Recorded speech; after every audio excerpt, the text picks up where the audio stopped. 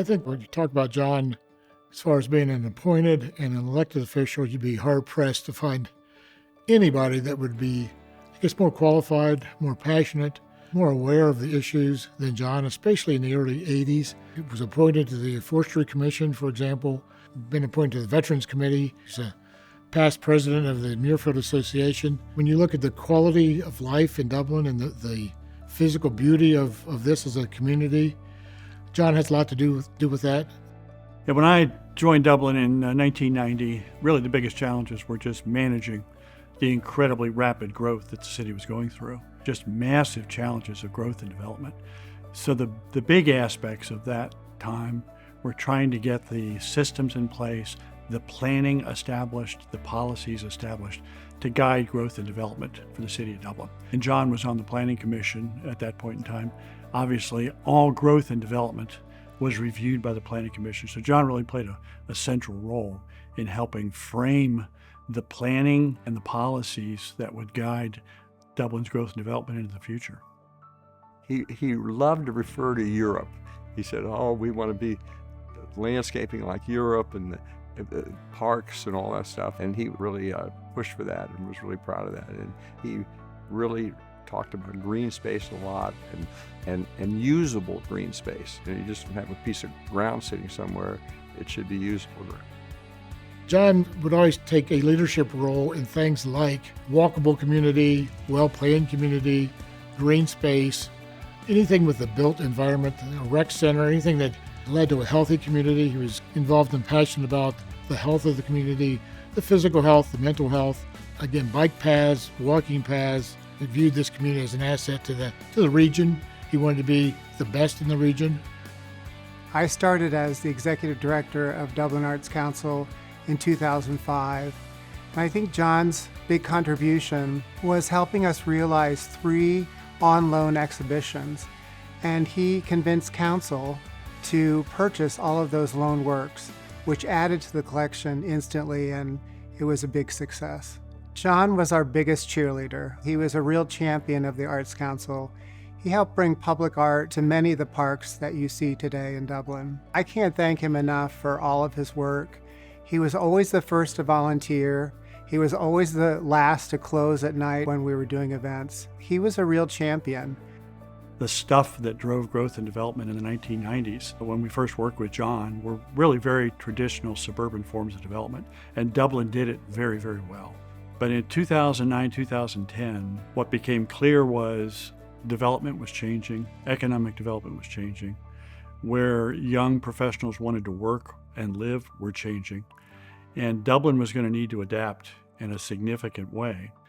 And I think the fact that John had seen what he had seen over the years, the fact that he had understood some of the suburban office parks weren't as competitive as they were when they were built in the 90s, the fact that the employers and their HR departments were continually telling the city that among the biggest challenges are the attraction and retention of young talent, and we simply didn't have the working environments and the housing to do that.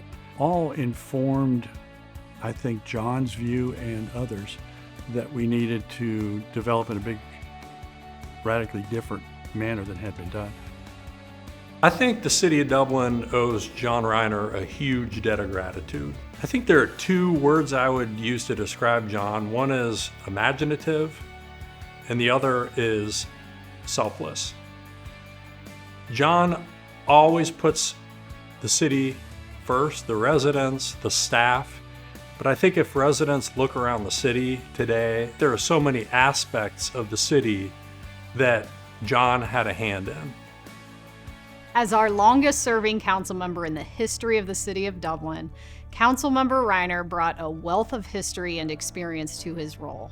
A tremendous supporter of city staff, he championed the work being done across all our city departments. Particularly fond of encouraging international relations, Councilmember Reiner traveled to Japan in 2023 and included a visit to our friendship city of Mashiko to further the exchanges outlined in our agreement. Councilmember Reiner is known to many as a veteran and for his role in welcoming everyone to our annual Memorial Day and Veterans Day ceremonies in honor of those who have served. We are so very grateful for his service to our country and our community.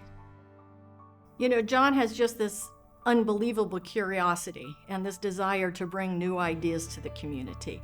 I just want to say thank you and congratulate you on a public service career that I could only describe as epic. When I think about the time that you have been on council in the last 30 years of work here in Dublin, I'm reminded just how powerful things like teamwork and curiosity and innovation are.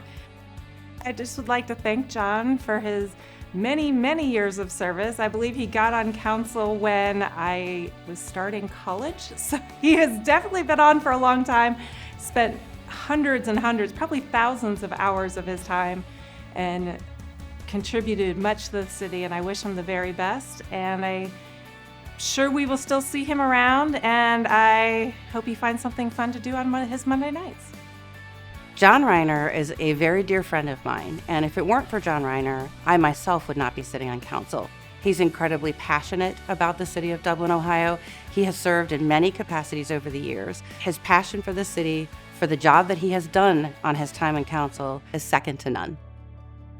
You know, John has given of himself for many years to this community, and having been a council member with John, I know what it takes. I know what you have to do and the dedication of yourself to just have celebrated that many years of looking out for the good of this community. And so it is really much appreciated, just his selflessness and his willingness to give of his time and his energy to this community. And for that, the community needs to be very grateful.